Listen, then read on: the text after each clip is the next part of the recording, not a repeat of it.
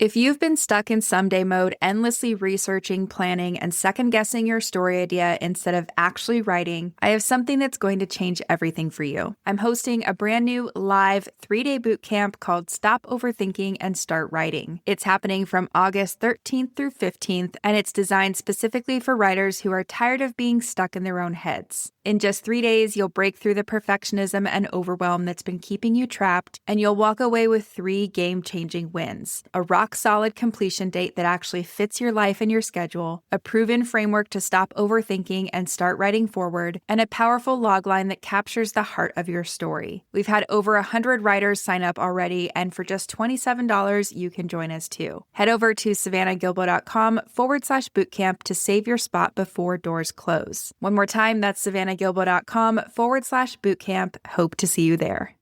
So here's what writers who resist structure don't realize they're sacrificing. They're sacrificing the joy of forward momentum. And what I mean by this is that when you don't know where you're going, every writing session becomes a struggle. You spend more time thinking than writing, more time doubting than creating, and none of that is very fun, right?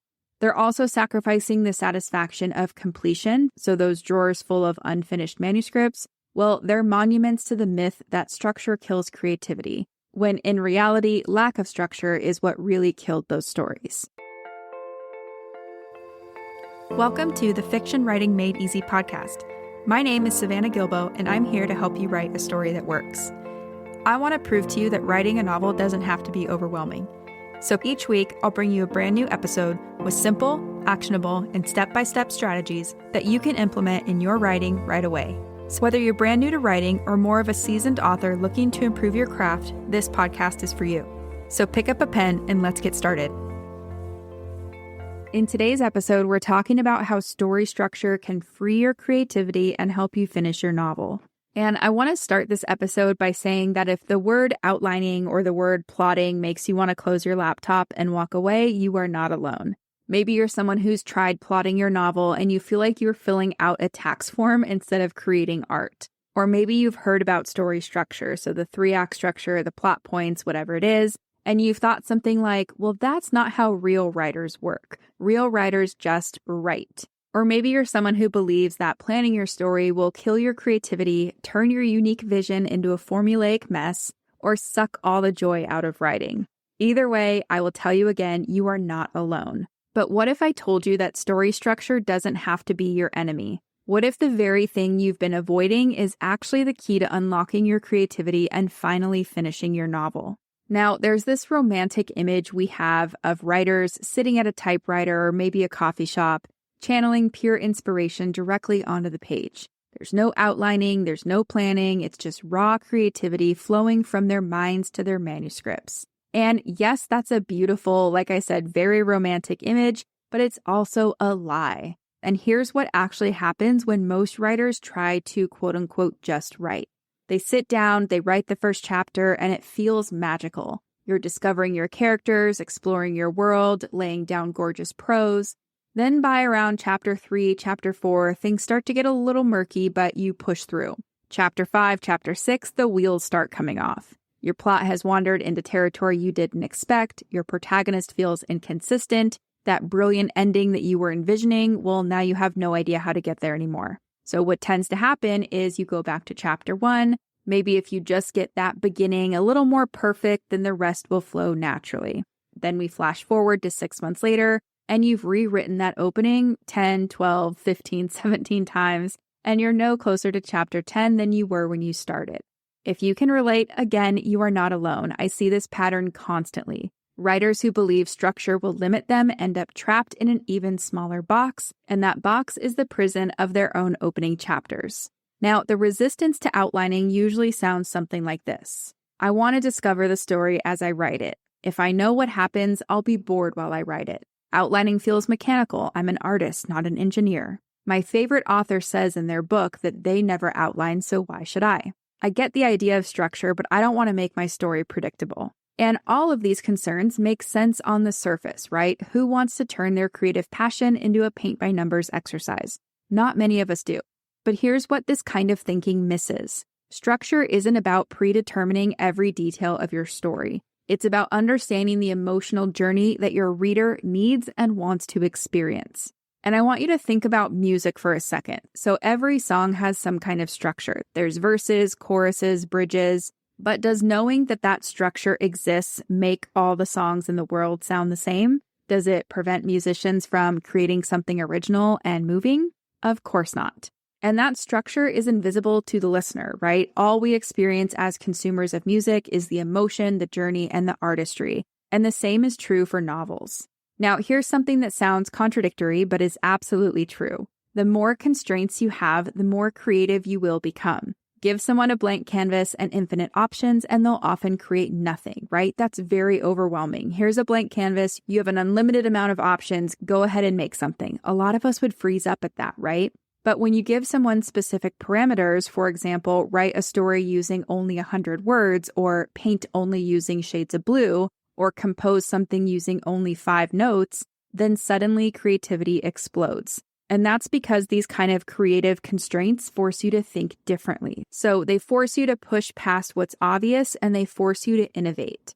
And story structure works the exact same way. When you know your story needs a moment where everything falls apart for your protagonist, you stop asking what happens next, and you start asking the far more interesting question. What's the most devastating way things could fall apart for this specific character in this specific story? And that's where true creativity lives. It's not in the absence of structure, but in how you fulfill structural needs in new and unexpected ways.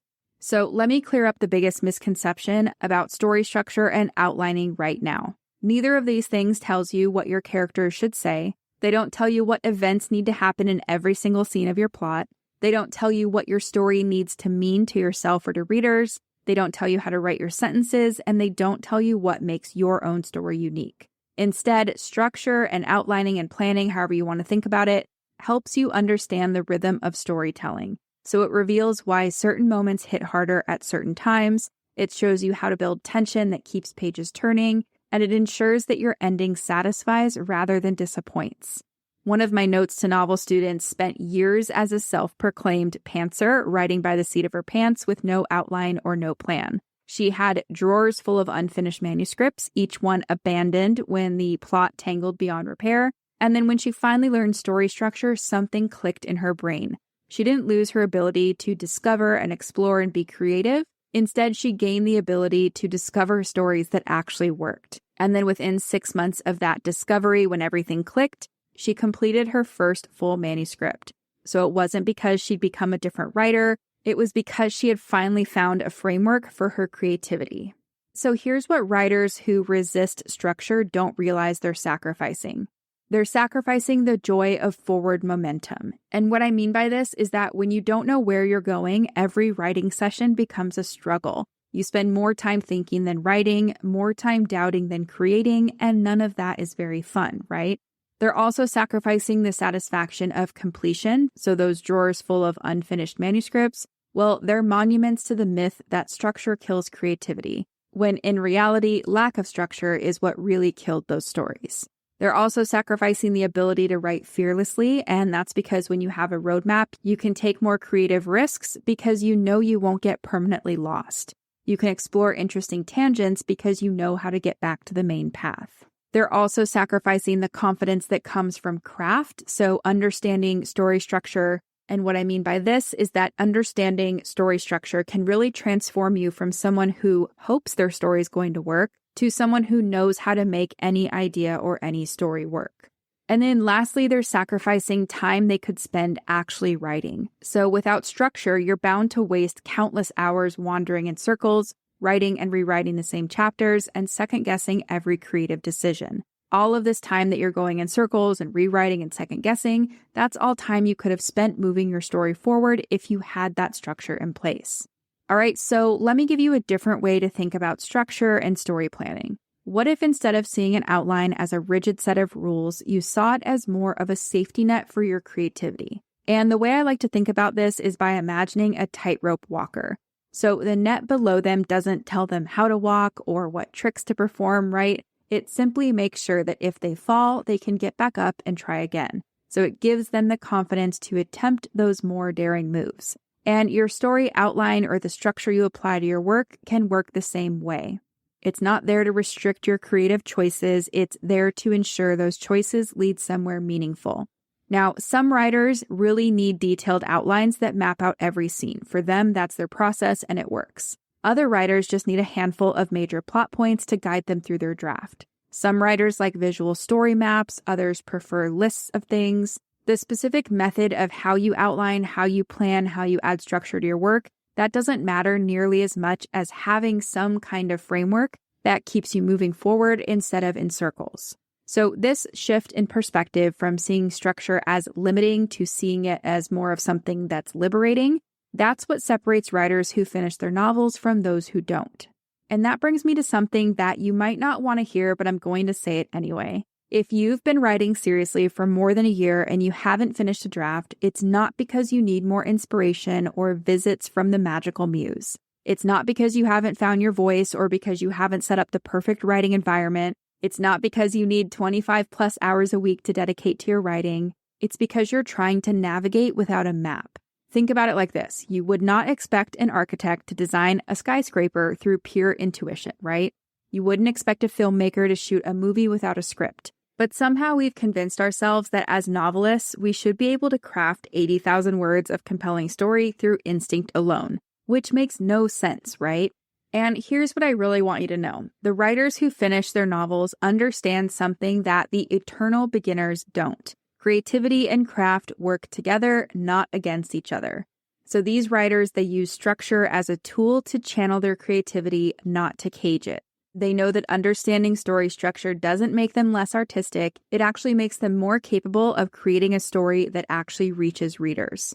So to summarize, structure doesn't diminish creativity. It gives it shape, purpose, and power.